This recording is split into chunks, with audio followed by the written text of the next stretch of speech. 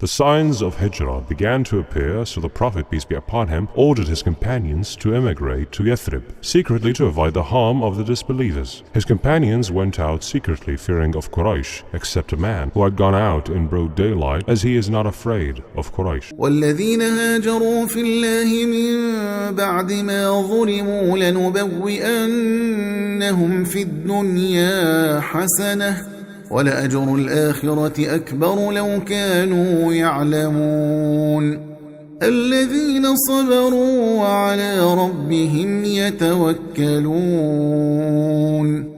He is afraid only of Allah.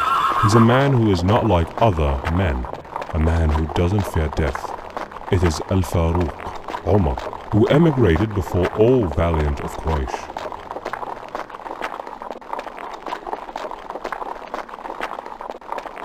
Come on, Harith. Come on. Our brother Ayyash and Umar bin al-Khattab emigrated to Al-Madinah. Ayyash will return against his will. Ayyash ibn Abi Rabi'ah was a Muslim emigrant to Al-Madinah. His brothers followed him and began to persuade him to return with them.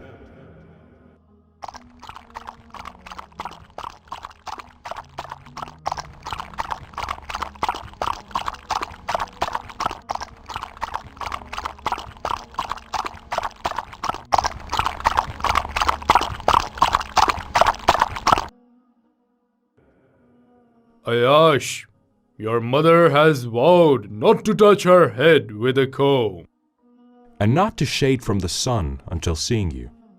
Umar refused to return Ayyash to Mecca, which softened Ayyash's heart, and he gave him his strong, fast she-camel. When he came back with them, they betrayed him in the middle of the road and captured him. Ayyash, take me with you on your she-camel instead of my camel. Tighten him up, O Harith.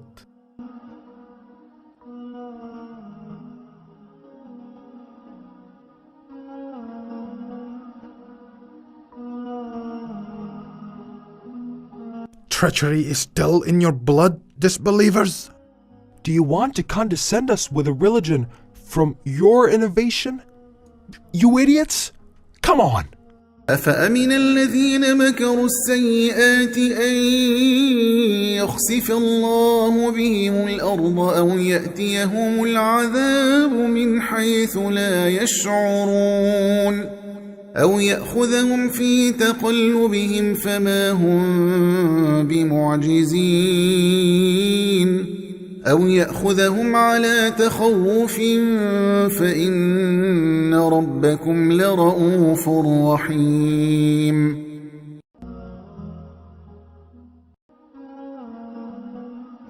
The Prophet stayed in Mecca, waiting for permission to emigrate. Abu Bakr asked the Prophet, peace be upon him, more than one time for permission to emigrate. And the Prophet, peace be upon him, said to him, "Be patient, may Allah make a friend for you." Abu Bakr then hopes to be this friend. After Ayyash returned to Mecca, they tortured him and deprived him of water and food. And the masters of Quraysh met together to plan how to prevent the Prophet from emigrating.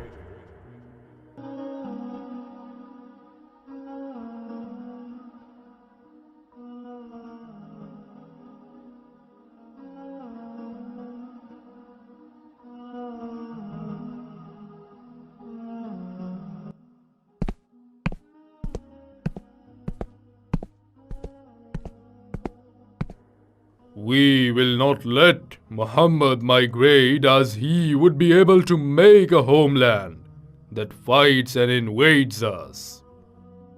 It is time to face Muhammad and his companions. We should take from each tribe a brave young man and give each of them a sharp sword. They would gather before his house, and if he goes out, they strike him as a strike of one man. Then his blood shall be divided among all tribes. Jibreel came to the Prophet and said, "Don't sleep on your bed tonight." Ali ibn Abi Talib slept in the place of the Prophet and covered himself by the Prophet's garment. The Prophet said to him, "They will not harm you. with anything you hate from them. It is surprising that although Quraysh was hostile to the Prophet, but if they feared of losing something, they entrusted it with the Prophet. The reason for letting Ali in the house was to let him give everyone their things. Meanwhile, the men in front of the Prophet's door were waiting for him to get out. When the Prophet, peace be upon him, goes out of his house, he takes a handful of earth and throws it over their heads, and he reads, "And we have made before them a barrier and a barrier behind them. وجعلنا من بين أيديهم سدا ومن خلفهم سدا فأغشيناهم فهم لا يبصرون." Then we have covered them over so they do not see. The dust covered all the heads. Then the Prophet went to his friend Abu Bakr to tell him about Allah's order. When the Prophet, peace be upon him, said to Abu Bakr, "May Allah make a friend for you," Abu Bakr bought 2 camels. And the Prophet, peace be upon him, went out with Abu Bakr until they reached Thawr cave near to Yemen. The guide was Abdullah bin Ariqat, and he had not yet entered Islam. The Prophet walked into the contrary road, so Quraysh wouldn't know his way. He took a road south of Mecca to Yemen.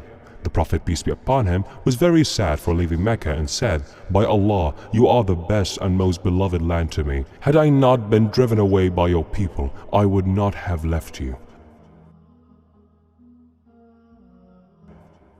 Asma bint Abu Bakr and her brother Abdullah delivered food and news to the Prophet and their father in the cave.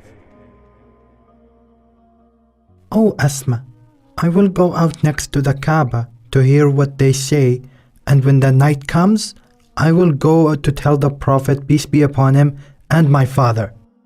Be careful, brother. Will Amr bin Fuhaira follow you?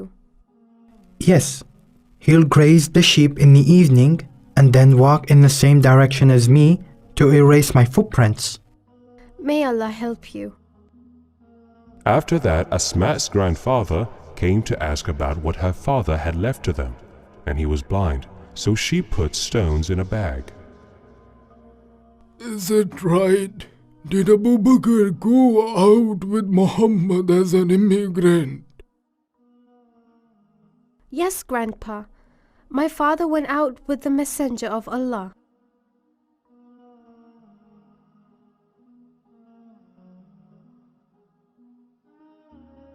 I knew that he didn't leave anything for you.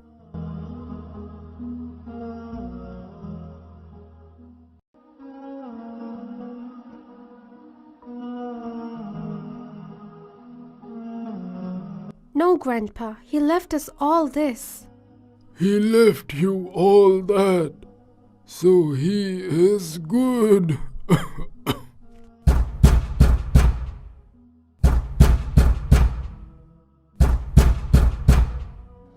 Open the door!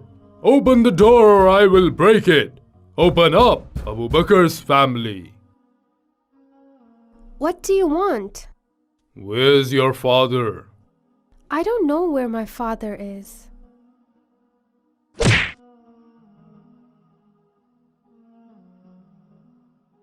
When they didn't find him, they put a reward for those who will find him.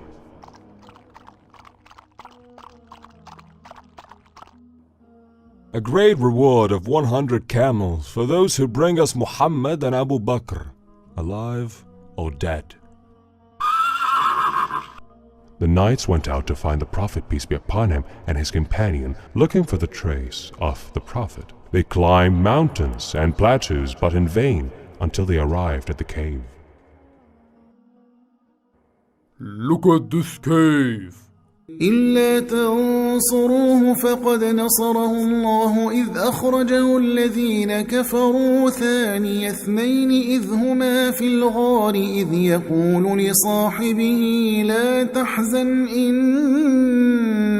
الله معنا فأنزل الله سكينته عليه وأيده بجنود لم تروها وجعل كلمة الذين كفروا السفلى وكلمة الله هي العليا والله عزيز حكيم.